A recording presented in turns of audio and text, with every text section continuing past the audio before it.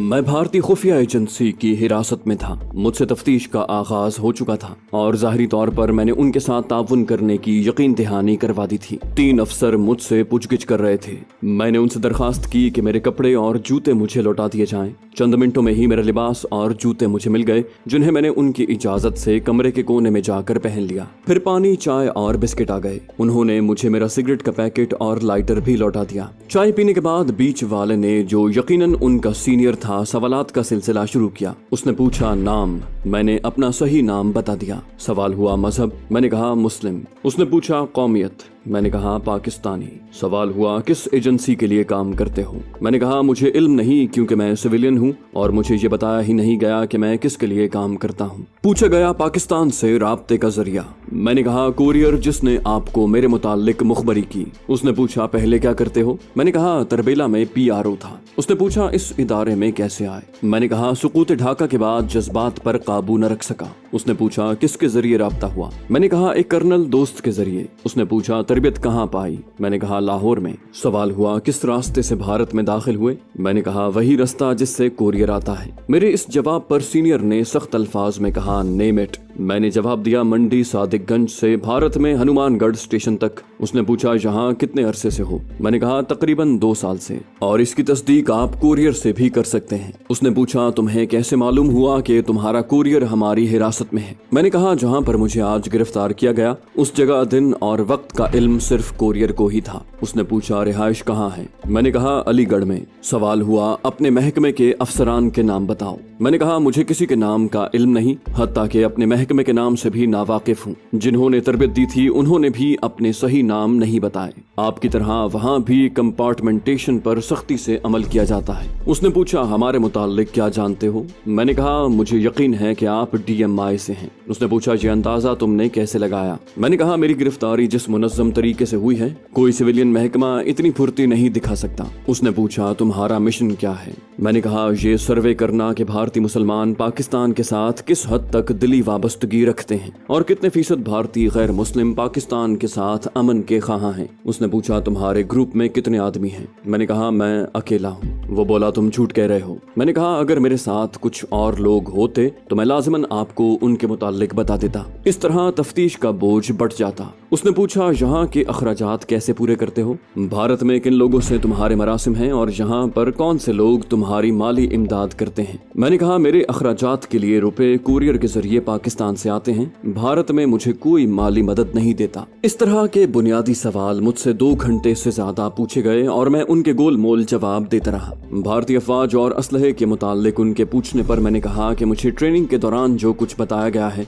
उसके सिवा मैं कुछ नहीं जानता, और जो कुछ भारतीय दिफाई अफवाज के मुतालिक मेरी मालूमात हैं मैं वो सब आपको बताने को तैयार हूँ। मेरे साथ आज जो कुछ हुआ है उसमें मेरी दिमागी हालत सही नहीं। मुझे लंबे अरसे के लिए जेल भेजने या हलाक करने के लिए आपके पास मेरी बयान की हुई मालूमात ही काफी हैं, लेकिन उन्हें ना तो रिकॉर्ड किया गया और ना ही लिखा जा रहा है। मैंने आपको मुकम्मल ताउन का यकीन दिलाया है। अगर आप मुनासिब समझें तो अपनी तफ्तीश किसी और वक्त करें। मैं तो आपकी हिरासत में हूँ। मेरी साइनाइड भरी दाढ़ आपने निकाल ली है। मुझे वक्त दें ताकि मैं जहनी तौर पर नॉर्मल हो सकूं। अगर दौरान तफ्तीश किसी मौके पर भी आपने महसूस किया कि मैं आपसे कुछ छुपा रहा हूँ तो आपके इख्तियार में है कि जैसा सलूक चाहें आप मेरे साथ कर सकते हैं। और ये हकीकत भी थी कि मैं बहुत ज्यादा जहनी दबाव में था और संभलने के लिए कुछ वक्त चाहता था। अब तक मैंने जो जवाब दिए थे मैं जानता था कि उनकी कोई हैसियत नहीं और मुझसे हकीकत उगलवाने के लिए वो मुझ पर बेतहाशा तशद्दुद करेंगे। मैं चाहता था कि मैं जहनी तौर पर तशद्दुद सहने के लिए खुद को तैयार कर लूं।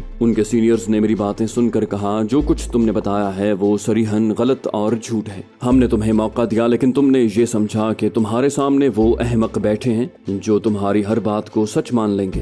अपने दिमाग से इस ख्याल को ही झटक दो कि तुम हमसे सच्चाई छुपा सकोगे। हम तुम्हें सिर्फ एक मौका और देते हैं और तुम्हें यहाँ से शिफ्ट करके इससे बेहतर जगह भेज रहे हैं। तुम्हें इतना वक्त भी देंगे कि तुम मेंटली नॉर्मल हो सको। तुम्हारा बयान भी हमारा एक आदमी लिखता जाएगा। आइंदा तफ्तीश के दौरान अगर तुमने गलत बयानी की या कुछ छुपाने की कोशिश की तो फिर तुम्हारे साथ जो सलूक किया जाएगा उसके तुम खुद जिम्मेदार होगे। ये कहकर उनके सीनियर ने घंटी बजाई। दो आदमी अंदर आ गए। सीनियर ने उन्हें मुझे बाहर ले जाने का कहा। वो मेरी आंखों पर पट्टी बांधने लगे तो सीनियर्स ने उन्हें रोक दिया और कहा कि रात के अंधेरे में इसे क्या नजर आएगा, इसके हाथ भी खुले रहने दो। थोड़ी देर तक एक बंद गाड़ी इसे आकर ले जाएगी, कमरे में भी इसे खुले रहने देना। लेकिन दो आदमी इसकी निगरानी के लिए कमरे में मौजूद रहे। यह हिदायत देकर वो उठे तो मैंने उन्हें कहा कि सर, आपसे दोबारा यकीन दहानी चाहता हूँ कि आपसे भरपूर ताउन के बदले मुझ पर तशद्दुद नहीं किया जाएगा और आपके इत्मीनान के बाद मुझे रिहाई मिल जाएगी। सीनियर ने कहा, तुम चाहते हो कि मैं तुम्हें लिख कर दूं?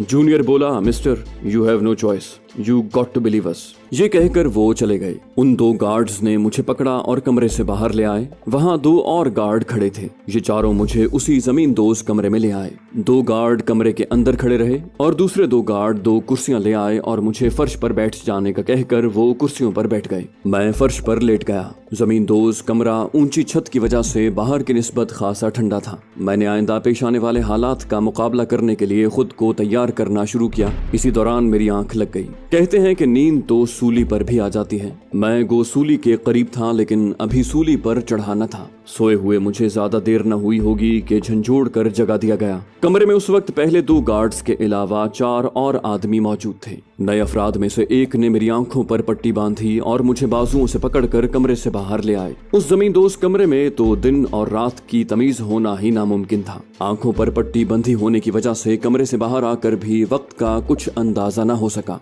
मुझे वो एक तरफ लेकर चले। इस बार मैंने कदम गिनने शुरू किए। 48 कदम गिने थे, जिनमें 2 सीढ़ियां भी शामिल थीं कि वो रुक गए और धकेल कर मुझे जमीन से 1 मीटर बुलंद एक बेंच पर बिठा दिया गया। टटोल कर मैंने ये अंदाजा लगाया कि ये गाड़ी थी। दरवाजा बंद करने की आवाज आई और गाड़ी चल पड़ी। मुख्तलिफ जगहों पर दाएं बाएं मुड़ते अंदाजन 1 घंटे बाद ये गाड़ी एक जगह रुकी। मुझे गाड़ी से उतारा गया और उतरने से पहले मेरे सर पर एक कपड़ा डाला गया। 30 से ज्यादा कदम चलने के बाद मुझे एक कदम सीढ़ी चढ़कर चंद कदम के बाद एक जगह रोका गया। सर का कपड़ा और पट्टी हटा दी गई। ये 12x10 का कमरा था जिसमें एक तरफ एक फोल्डिंग बेड और बिस्तर था। हवालात की तरह एक मजबूत सलाखों वाला दरवाजा था और ये दरवाजा एक छोटे बरामदे में खुलता था। कमरे की चौड़ाई से दोनों अतराफ उनसे मिली हुई थी। दाएं जानिब की दीवार में एक लोहे का दरवाजा था।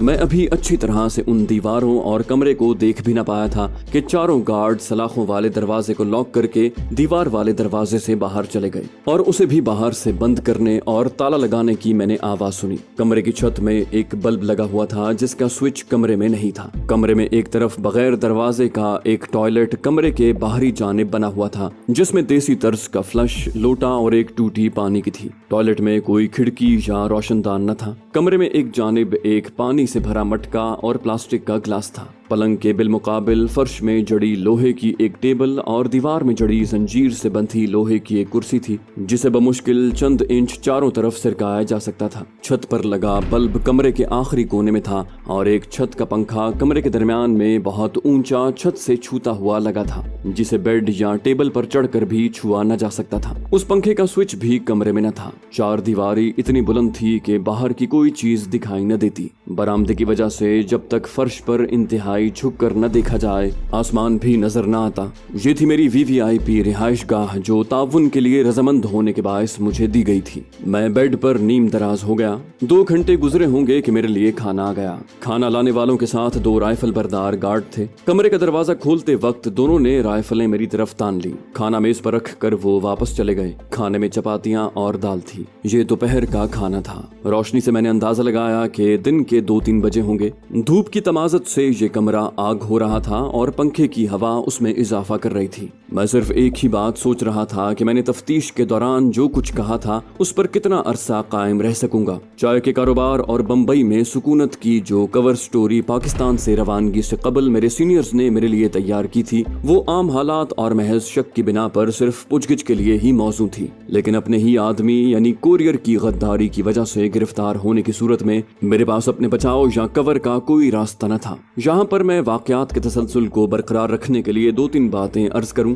जिनका इल्म मुझे बहुत बाद में या फिर पाकिस्तान वापस पहुंचने पर हुआ। कोरियर की गद्दारी पर मेरा यकीन महज शक की बुनियाद पर न था। जूस की दुकान पर मिलने के दिन और वक्त का सिर्फ मुझे और कोरियर को ही इल्म था। मुकर्रर वक्त पर मेरे वहां पहुंचते ही चारों अतराफ से मुझ पर DMI के आदमी इस तरह टूट पड़े जैसे उन्हें मेरे मुताल्लिक मुकम्मल तौर पर पहले ही ब्रीफ किया जा चुका हो। हनुमानगढ़ के रास्ते से आने वाला कोरियर मुझे मिलने के दिन से 2 2 रात कबल बॉर्डर क्रॉस करता था। ये भी मुमकिन था कि बॉर्डर क्रॉस करने के बाद फौरी तौर पर उसे भारतीय बॉर्डर सिक्योरिटी फोर्स ने गिरफ्तार कर लिया हो और तफ्तीश और तशद्दुद को बर्दाश्त न करते हुए उसने मेरे मुतालिक सब कुछ उगल दिया हो। पाकिस्तान वापस पहुंचने पर मुझे बताया गया कि कोरियर को ऐसी सूरत दरपेश आने पर यह बताने की हिदायत की गई थी कि वो दिल्ली में किसी भी जगह का नाम बता दे जहां पर मुकर्रर वक्त पर उसे डाक का पैकेट रख देना और पाकिस्तान जाने वाली डाक का पैकेट उठाना होता था। पैकेट वसूल करने वाले को उसने कभी नहीं देखा था। अगर उसे ऐसी ही सूरत पेश आई थी तो उसने दी गई हिदायत को नजरअंदाज करके सब कुछ बता दिया था।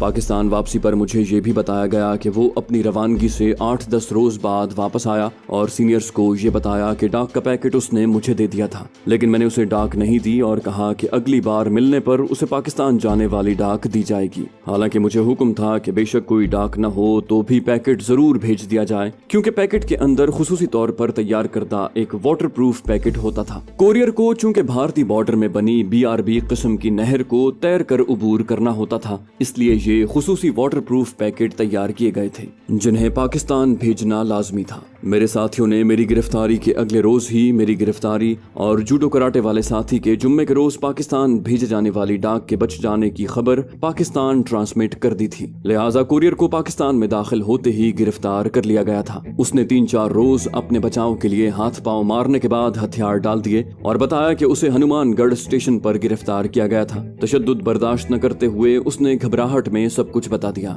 लेकिन इस बात का वो कोई जवाब न दे सका कि वो भारतीय हिरासत से कैसे निकला। पाकिस्तान आकर उसने अपनी गिरफ्तारी को क्यों छुपाया और आइंदा डाक ले जाने के लिए दिन का तयन क्यों किया। इसका मतलब जाहिर था कि वो डिफेक्टर यानी गद्दार है। हमारी कौमी बदकिस्मती है कि आज़ादी के हुसूल के बाद भी हमने अपनी रहबरी के लिए मगरबी ममालिक को ही अपना क़िबला जाना। मैं यहाँ सिर्फ ये अर्ज करना चाहता हूँ कि महकमा जासूसी की आला तरबियत के हुसूल के लिए पाकिस्तान और भारत दोनों ममालिक के अफसरान स्कॉटलैंड में भेजे जाते थे और अक्सर ऐसा होता था कि भारतीय और पाकिस्तानी ज़ेर तरबियत अफसरान इकट्ठे एक ही क्लास में ये तरबियत हासिल करते। साइनाइड भरी दाढ़ इंतहाई तशद्दुद को ना बर्दाश्त कर सकने की सूरत में चबा लेने की तरबियत दोनों ममालिक ने स्कॉटलैंड यार्ड से ही पाई थी और दोनों ममालिक इस आखिरी इकदाम से बखूबी वाकिफ थे। यही वजह थी कि मेरी गिरफ्तारी के बाद सेल में तलाशी के बाद सबसे पहले मेरी दाढ़ों को परखा गया था और साइनाइड भरी दाढ़ निकाल ली गई। अब मेरे पास मासिवाय तशद्दुद की इंतहा से मरने के कोई चाराकार न था। मैंने हालात का तज्जिया किया और अपने तज्जिये की रोशनी में कुछ फैसले किए और इस कठिन घड़ी में अल्लाह पाक से इल्तिजा की कि मुझे अपने फैसलों पर कायम रहने की हिम्मत और ताकत अता करे। मेरा फैसला ये था कि अपने इब्तिदाई बयान पर आखिर दम तक कायम रहूं। किसी भी हालत में अपने साथियों, लड़कों और हमदर्दों के नाम उन्हें हरगिज न बताऊं। न भारत में सरअंजाम दिए गए मिशंस के मुताल्लिक कुछ बताऊंगा और न ही उनसे अपना ताल्लुक जाहिर करूंगा। मैंने इब्तिदाई तफ्तीश में अपना सही नाम और अपनी माजी की मुलाजमत के मुताल्लिक सही जवाब इसलिए दिए थे कि जिनीवा कन्वेंशन के तहत सिर्फ बावर्दी दुश्मन को जो बराए नाम तहफ़्फ़ुज़ात मिलते हैं वो बेवर्दी गिरफ्तार शुदगान पर लागू नहीं होते और न ही कोई मुल्क अपने बेवर्दी जासूसों की गिरफ्तारी के बाद उन्हें ओन करता है, बल्कि वो गिरफ्तार शुदगान से अपनी कतई लाताल्लुकी जाहिर करते हैं। सिर्फ एक मोहूम सी उम्मीद होती है कि अगर नाम पता वगैरह सही दे दिया जाए तो फिर किसी तीसरे मुल्क के तवस्सुत से दोनों मुल्क ऐसे कैदियों का तबादला करते हैं। ये उम्मीद महज दिल को बहलाने के लिए है, वरना ऐसे कैदियों की गिरफ्तारी की ना तो तशहीर की जाती है और ना ही उन्हें जिंदा या इस काबिल छोड़ा जाता है कि उनका तबादला किया जा सके। सुपर पावर्स का मामला दूसरा है। 1965 की इंडो पाक जंग के दौरान कराची में एक हमला आवर हवाई जहाज हिट किया गया जिसे 2 रूसी पायलट उड़ा रहे थे।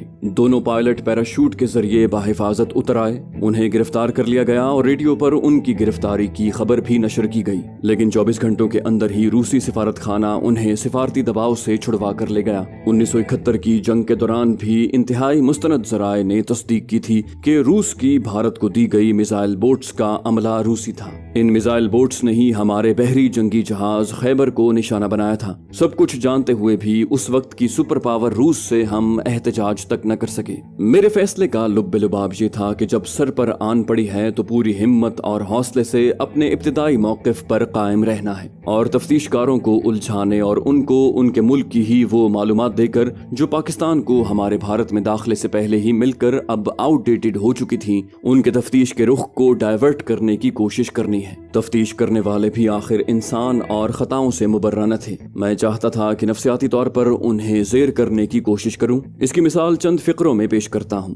अगर कोई अजनबी शख्स आपके घर में घुस आए, आप उसे पकड़ लें और घर में बिला इजाजत दाखिल होने की वजह दरियाफ्त करें और जवाब में वो आपको बताए कि आपके घर में तिजोरी किस कमरे में किस अलमारी के पीछे पोशीदा है, संदूकों में बंद कीमती अशिया की तफसील और तालों की चाबियां कहाँ रखी हैं और आपके कितने बच्चे हैं और किन किन औकात में किन किन स्कूलों में जाते हैं, तो आप यकीनन उस शख्स से पूछगिछ को पसे पुश्त डालकर अपने घर, अपनी कीमती अशिया और अपने बच्चों के तहफ्फुज़ के मुताल्लिक सोचने लग जाएंगे और उस अजनबी शख्स से ये जानना चाहेंगे कि उसे आपके घर और अफराद खाना के मुताल्लिक और किन किन बातों का इल्म है। आपको अपने अब तक किए गए तमाम हिफाजती इक़दाम बेकार और बेमानी दिखाई देंगे और आपकी तवज्जो नए हिफाजती इक़दाम और कीमती अशिया की जगहों की तब्दीली की तरफ मबजूल हो जाएगी। 2 साल से ज्यादा अरसा पहले पाकिस्तान में दौरान तरबियत हमें पाकिस्तानी अफवाज के मुताल्लिक तो कुछ नहीं बताया गया था, लेकिन भारतीय अफवाज के मुताल्लिक भरपूर और मुफस्सल तफसीलात बताई गई थी। मेरे प्रोग्राम में था कि मैं तफ्तीश के दौरान ये आउटडेटेड मालूमात आहिस्ता आहिस्ता तफ्तीश करने वालों को बताऊंगा और उनकी तवज्जो उनकी अपनी दिफाई अफवाज, उनके दिफाई प्रोग्राम और फौजों की डिप्लॉयमेंट का पाकिस्तान को इल्म होने की तरफ फेर दूंगा। इस तरह मैं 3rd डिग्री टॉर्चर से भी बच जाऊंगा और ताउन की पेशकश के पेश नजर वो शायद मुझे अपने किसी कॉन्टैक्ट को पकड़वाने के लिए बगैर हथकड़ी के शहर में भी ले जाएं, जहां से मैं फरार की कोशिश करूंगा और शायद कामयाब भी हो जाऊं। मैं सिर्फ तशद्दुद से पहले फरार की कोशिश करना चाहता था, वरना तशद्दुद के बाद तो मेरी जिस्मानी हालत ही ऐसी हो जानी थी कि बगैर निगरानों के वो मुझे अगर दिल्ली की किसी सड़क पर छोड़ देते तो मैं सड़क भी क्रॉस न कर सकता। मैंने ज़हनी तौर पर खुद को तशद्दुद बर्दाश्त करने और जबान न खोलने के लिए भी तैयार कर लिया था। इस तैयारी में अपने वतन और उसकी मिट्टी से मोहब्बत के अलावा मेरे अफराद खाना के और उस वक्त मेरे इकलौते बेटे के लिए, जो मेरी रवानगी के वक्त 1 साल का भी न था, बाप के नाम के साथ गद्दार के शर्मनाक इजाफे की बजाय शहीद का बायसे सद एहतराम लफ्ज छोड़ने की ख्वाहिश भी थी।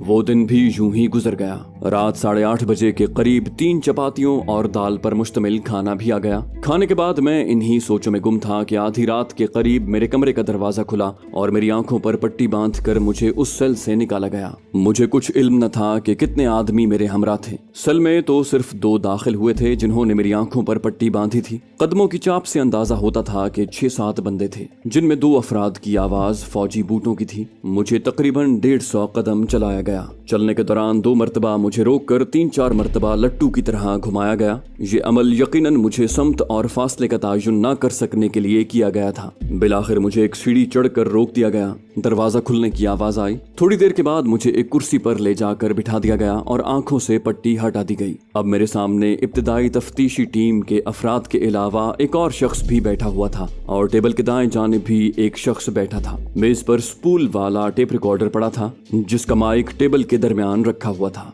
दाएं जानिब बैठे शख्स के हाथ में कलम और सफेद कागज धरे थे। चंद मिनट की खामोशी के बाद सामने बैठे नए शख्स ने मुझे करख्त लहजे में मुखातिब किया। तुमने मेरी टीम को जो बयान दिया है वो महज बकवास है। ये इनकी गलती थी कि तुम्हें उसी वक्त हकीकत उगलने पर मजबूर नहीं किया। हम दुश्मन के जासूसों की नाज़बरदारियां नहीं करते और ना इस बात की इजाजत देते हैं कि वो अपनी मर्जी से जब चाहें हमें झूठी सच्ची कहानियां सुना दें और हम उस पर यकीन भी कर लें।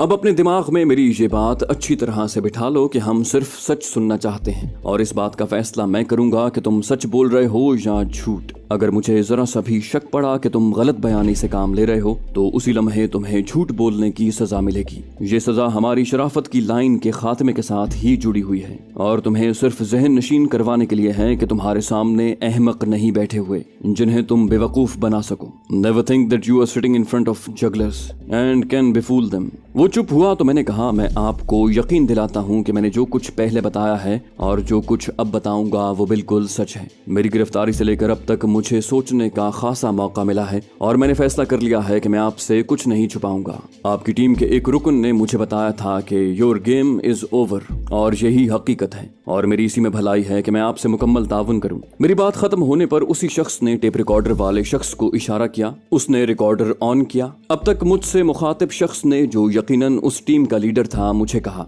Now start from the beginning. मैंने वही बातें दोहरानी शुरू कर दी जो टीम के मेंबरान को पहले ही बता चुका था। जब मैंने ये कहा कि मुझे भारत में सर्वे के लिए भेजा गया था तो लीडर ने मेरी बात काटी और कहा, तुम 2 साल से ज्यादा अरसे तक इस मुल्क में सिर्फ सर्वे करते रहे हो। मेरे हाँ कहने पर लीडर ने हाथ उठाकर 2 उंगलियों से इशारा किया और फौरन ही मेरे सर पर 2 बार इंतहाई जोरदार ज़रब मारी गई। मुझे ऐसे लगा कि मेरा दिमाग फटने वाला है। मैंने गर्दन घुमाकर देखा तो एक लहीम शहीम शख्स हाथ में लंबा चौड़ा चमड़े का छितर लिए खड़ा था, बिल्कुल वैसा ही जैसे पुलिस वाले जुर्म उगलवाने के लिए इस्तेमाल करते हैं। लीडर ने कहा, अब बताओ किस लिए आए थे? मैंने फिर कहा, सर्वे के लिए। लीडर के इशारे पर फिर मेरे सर को दोबारा तख्ता मश्क बनाया गया। फिर वही सवाल पूछा गया। मैंने फिर वही जवाब दिया और मेरे सर की फिर वही दुर्गत बनी। मैंने भी तहैया किया हुआ था कि चाहे मार मार कर ये मेरे सर को तोड़ दें, मैं अपना बयान हरगिज न बदलूंगा। ऐसी जिल्लत और अजियत से मेरा जिंदगी में कभी पाला न पड़ा था। मुझ पर टॉर्चर का आगाज हो चुका था